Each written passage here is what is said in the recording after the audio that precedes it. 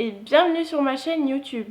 Donc je vais vous expliquer un petit peu le concept de cette nouvelle chaîne.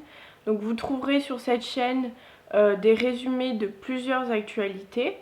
D'autres vidéos seront consacrées uniquement à une actualité en particulier.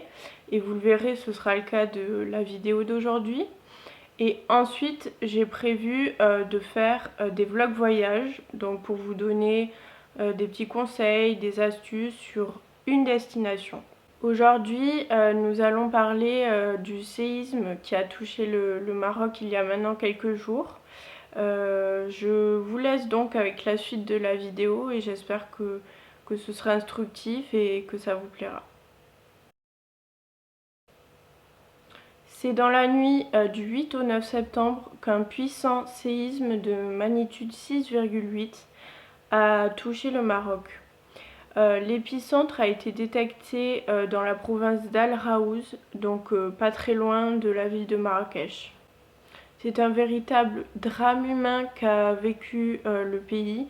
À l'heure où je vous tourne cette vidéo, on compte plus de 3000 morts et de nombreux blessés.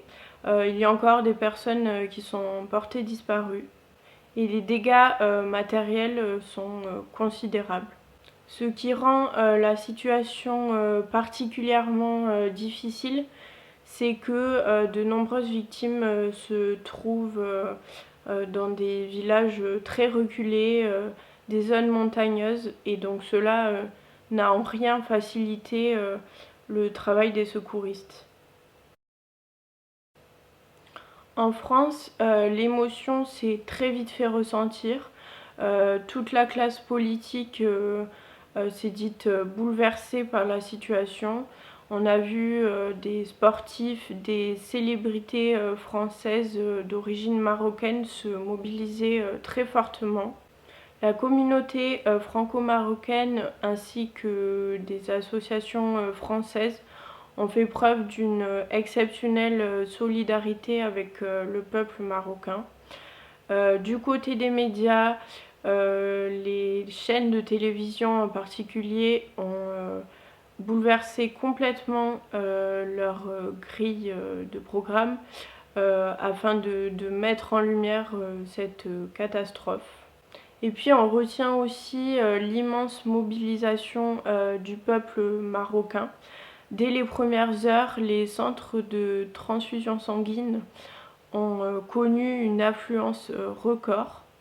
Dans les supermarchés, des bénévoles et des associations ont très vite rempli leurs chariots d'eau et de vivres pour aider les personnes en détresse. Suite au séisme, de nombreux pays ont évidemment proposé leur aide au Maroc. Le pays a accepté seulement 4 offres, celles de l'Espagne, de la Grande-Bretagne, du Qatar et des Émirats arabes unis.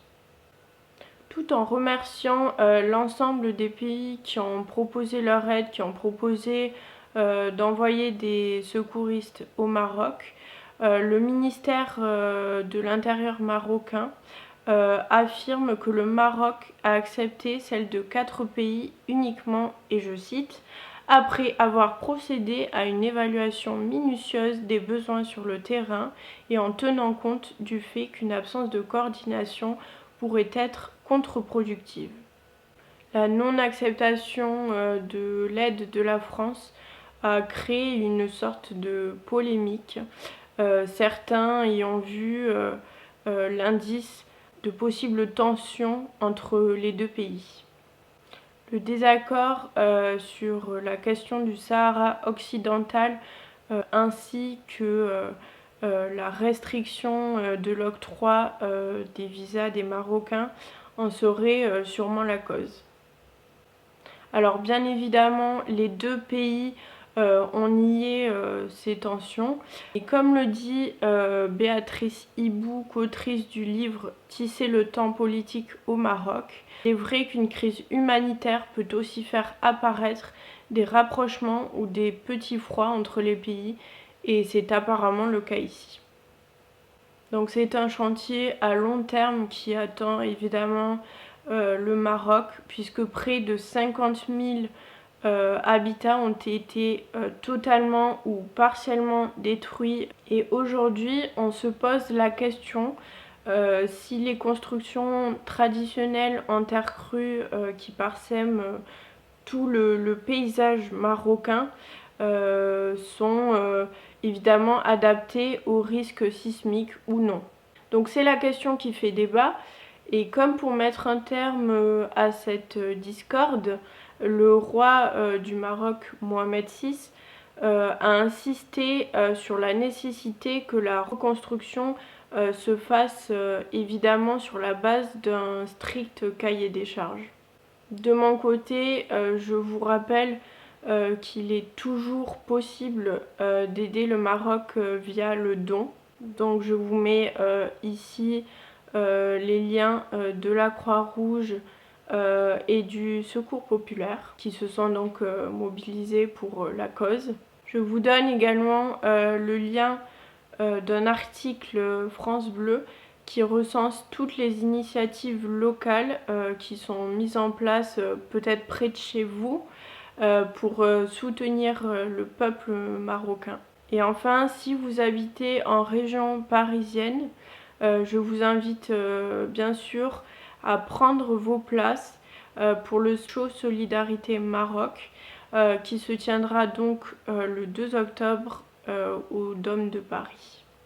Donc voilà, c'était ma première vidéo sur cette chaîne. Je suis vraiment pas une pro, j'espère que ça vous a plu. Si vous avez des petites questions sur cette vidéo, si vous avez des suggestions sur d'autres vidéos, des conseils constructifs évidemment, je suis preneuse. On se retrouve dans les commentaires. Donc je vous remercie.